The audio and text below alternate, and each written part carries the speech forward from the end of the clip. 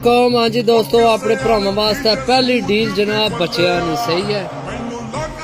ये पहली करनी ना बच्चा है, ठीक हो गया जी दोस्तों। दूसरा बच्चा ये पकड़ने जनाब बगल पट्टन गई है, देख लो ठीक है। ये 7वीं करनी ने, ये बगल है उन्हें को पट्टन गई है, ठीक हो गया जी दोस्तों माशाल्लाह। तीसरा बच्चा 5वीं करनी ना, इसने नाहन भी चेक करो माशाल्लाह, नाहन चेक करो, कुछ पंजे नाहन चेक करो जी दोस्तों। चौथा बच्चा 5वीं करनी ना, ठीक है 5वीं करनी जी दोस्तों। 5वां बच्चा 4थी करनी ना